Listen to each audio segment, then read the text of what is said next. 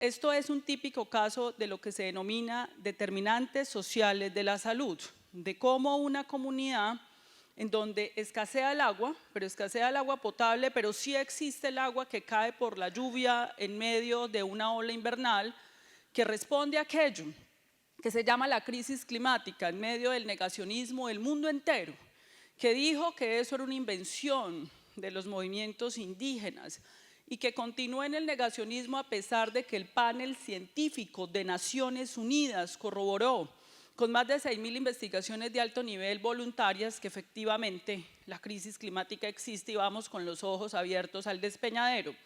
Y esos efectos de la crisis climática se reflejan en Colombia en la ola invernal, los huracanes y las manifestaciones, por ejemplo, que se presentan en la Alta Guajira, donde las altas sequías han hecho que se haya perdido la posibilidad de producción de alimentos allí para las comunidades, la producción de su propia alimentación y por esta vía, además de algunas prácticas culturales que el sistema de salud tendría que trabajar conversando con la comunidad, porque sin la comunidad no se puede, pues derivan en 2 muertes, cuyas explicaciones, muertes que son vergonzosas e inaceptables para un Estado social de derecho, pero muertes que también representan los problemas de nuestro sistema.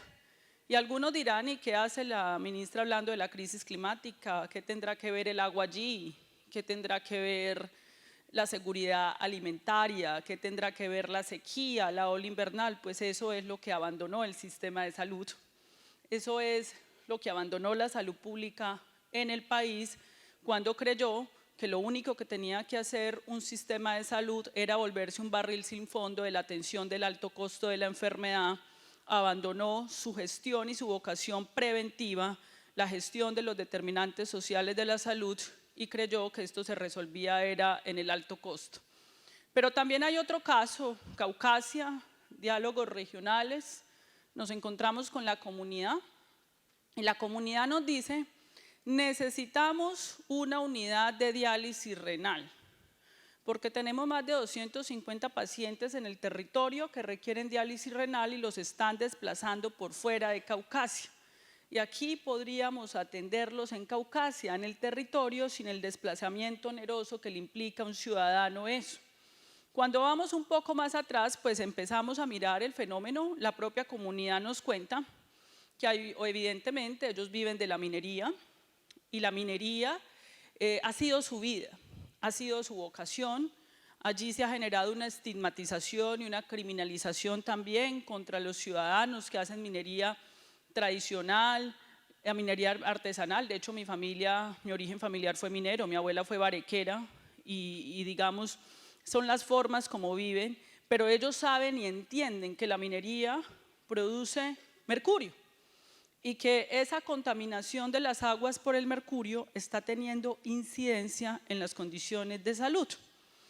Tendríamos que mirar la relación que tiene con ese aumento de las fallas renales, porque por supuesto podemos poner la unidad renal, que debería ser una aspiración del sistema de salud, que las redes integrales e integradas de servicios de salud sean lo más resolutivas posibles en el territorio, pero también tendría que ser la aspiración de un sistema de salud, mirar las intervenciones que se podrían hacer para construir una minería sostenible ambientalmente y sostenible desde el punto de vista de salud pública para evitar que se presente la falla renal.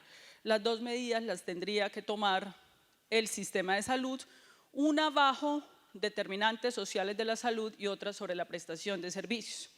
De acuerdo a la Organización Mundial de la Salud, un sistema de salud es el conjunto de políticas públicas e instituciones para el cuidado de la vida, el bienestar, el buen vivir, el conjunto de políticas públicas. Es decir, el sistema de salud no es solo la prestación de servicios. El sistema de salud también es la política pública frente a los determinantes sociales de la salud.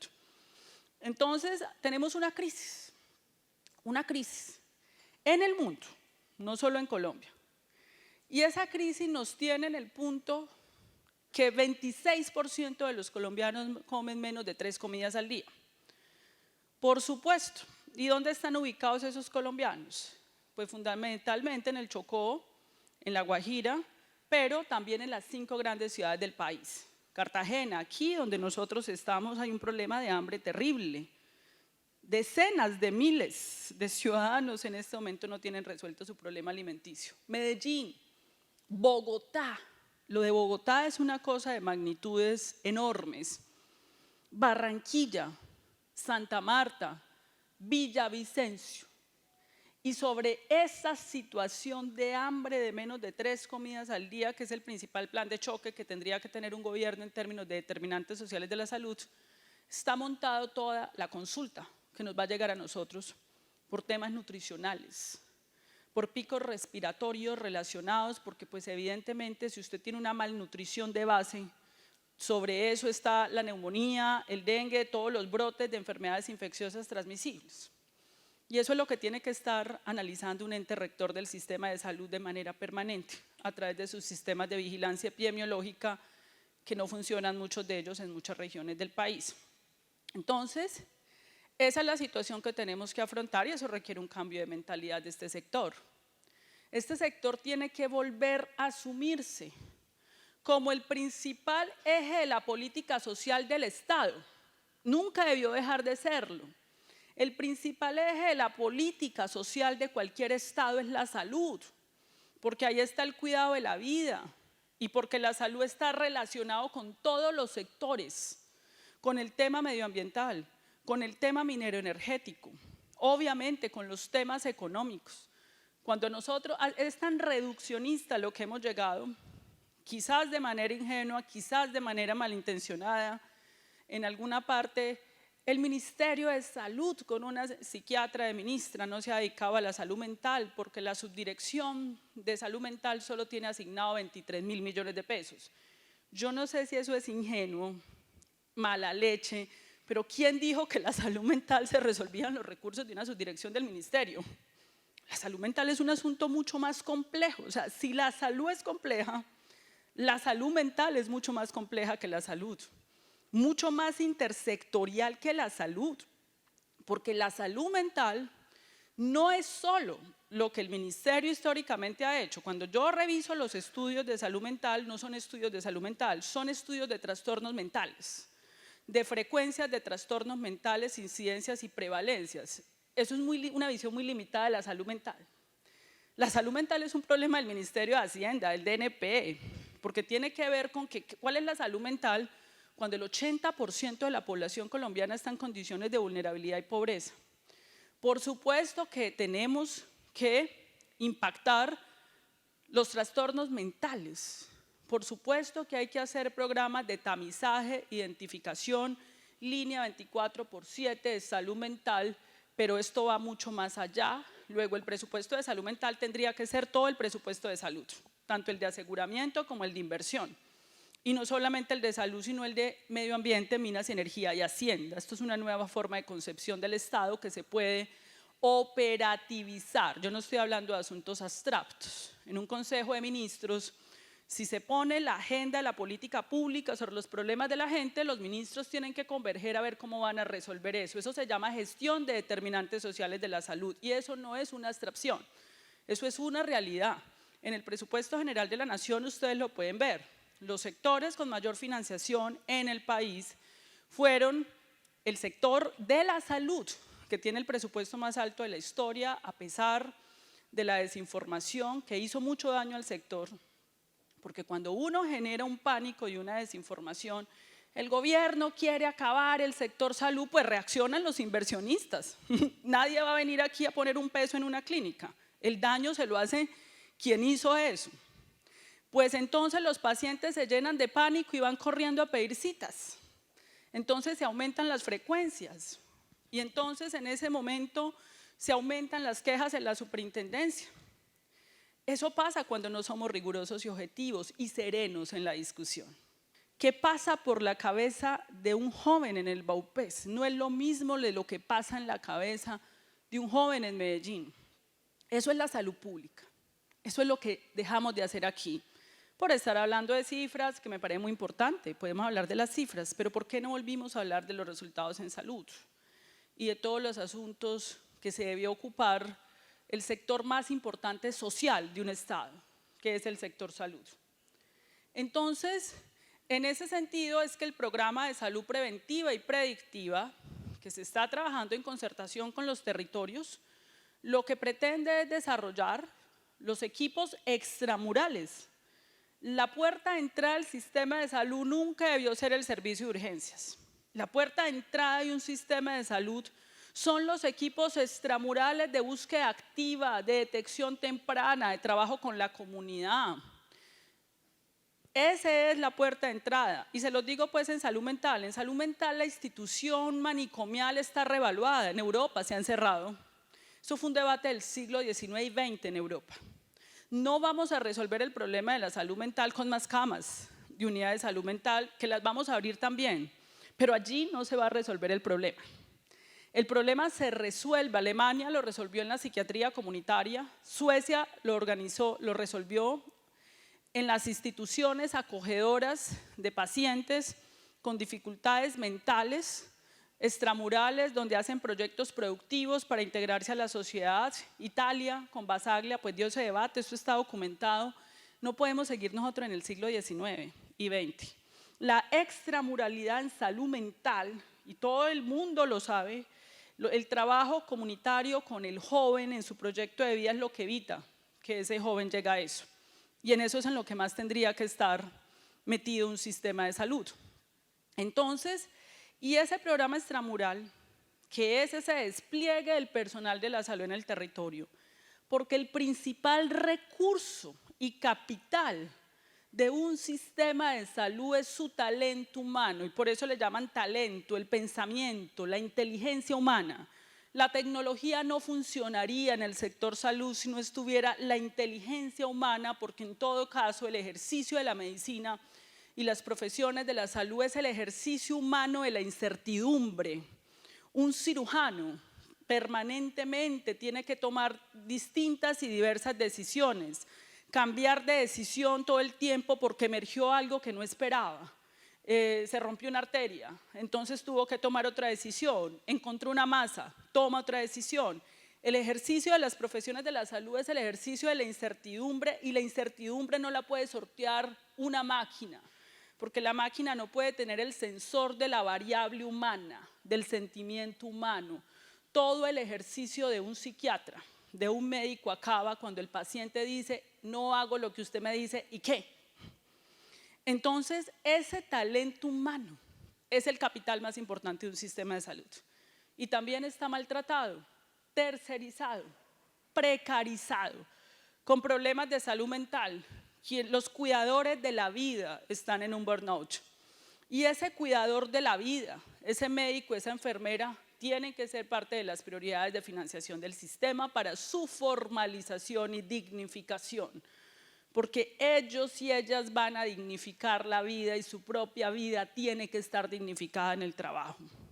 Eso es uno de los elementos centrales, porque él y ella son los que van a poder, con su saber, hablar con la mamá, con el indígena wayú, con el joven, con el niño y la niña, que es el sujeto de intervención de un derecho fundamental como es la salud. Y ese es un elemento central de ese programa de salud preventiva. Pero viene el segundo elemento, la puerta de entrada y la conexión con el hospital y la red de prestación de servicios, donde no deberían haber barreras de acceso, donde no deberíamos tener el retroceso de que si ya tengo identificado el niño, el joven, y hay ya una consideración clara de que estamos frente al trastorno, que estamos frente a la enfermedad, debería entrar y ser atendido. Eso le sale más barato al sistema de salud que el reproceso, de que entonces ahora lo tiene que ver otro para que pueda ser facturable, porque si la factura y la factura y la factura, que si la factura es lo que aquí nos la pasamos discutiendo. Entonces pasamos de ser un sistema de salud para garantizar el derecho fundamental a la salud a un sistema de facturación para garantizar la sostenibilidad fiscal. Eso es absurdo. Y hay que empezar a replantear ese pensamiento y debatirlo a fondo, académica, política e intelectualmente, e inclusive éticamente, porque yo creo que eso tiene problemas éticos muy complejos para profesiones del cuidado de la vida. Y ahí en esa puerta es donde ya tiene que haber la red integral e integrada entre lo público y lo privado, integrados no para competir. Es que una clínica y un hospital no deberían estar compitiendo, se deberían estar complementando. Suficiente enfermedad va a haber. Los psiquiatras tendremos mucho trabajo. Aún con el sistema preventivo, la enfermedad es consustancial a la historia de la humanidad. Solo que el psiquiatra no tiene por qué estar manejando un duelo. El psiquiatra, hay demasiado problema de trastorno de personalidad, mucho problema de salud mental muy grave para que el psiquiatra pueda ocuparse, el ginecólogo, el internista, como para que tengas en un sistema de salud un internista tomando la presión mensualmente para facturar. Eso es absurdo desde el punto de vista de un sistema de salud. La presión arterial la puede tomar la jefe de enfermería. El médico general y el internista se puede dedicar a otros asuntos que en este momento, a pacientes que en este momento están a 2 o 3 meses de espera. Es un problema sistémico. Por eso no podemos resolver este problema diciendo mi hospital, mi EAPB, no, el sistema es lo que hay que repensar. Es un problema sistémico. Entonces allí entra ese joven, ese niño a esa red integral e integrada de servicio de salud. Y allá la discusión tendría que ser es cómo mejora la vida del niño, no cómo facturo. Esa tendría que ser la discusión médico, científica, de todos quienes atienden allí. Y cómo retorno a este niño al territorio, a su vida natural, a su ciudad, a su espacio, en condiciones de salud. Eso es lo que y ya el resto son formas de pago que tendrá que resolver el Estado con los hospitales y las clínicas. Ya, y hay muchas formas de pago. Pero la discusión central tiene que ser esta que les estoy planteando. Entonces, en ese sentido, nos abocamos y les hago la invitación el próximo 3 de noviembre en Aracataca, y justamente lo queremos hacer allá, porque evidentemente queremos hacer visible algo que ha sido invisible y que ha sido invisibilizado, la atención primaria en salud, que no es solo el primer nivel de complejidad, sino todo esto. Poner en el centro la vida y la salud pública en aquel municipio que le dio vida a Colombia y que lo volvió inmortal en la historia de la humanidad, en una gran obra de arte donde García Márquez describió la vida, la muerte, la enfermedad, la comprensión que una comunidad como Macondo tenía sobre el insomnio, sobre el tiempo, sobre el embarazo, sobre el nacimiento, sobre la muerte. Es la comprensión territorial y diversa que tiene nuestra comunidad, nuestra Colombia profunda de 40 millones de colombianos, donde cada uno entiende algo distinto y el sistema de salud tiene que acercarse interculturalmente a cada uno de ellos. Ese es 100 años de soledad y la obra de García Márquez, eso es Aracataca, y por eso con el presidente, y queremos que nos acompañen, hemos decidido relanzar lo que es una propuesta para el país, para que nos volvamos a dedicar al cuidado de la vida, para que nos concentremos al cuidado de la vida y para que la salud y el sector salud sea la política social más importante del Estado colombiano, porque se ocupa del cuidado de la vida y del derecho fundamental a la salud.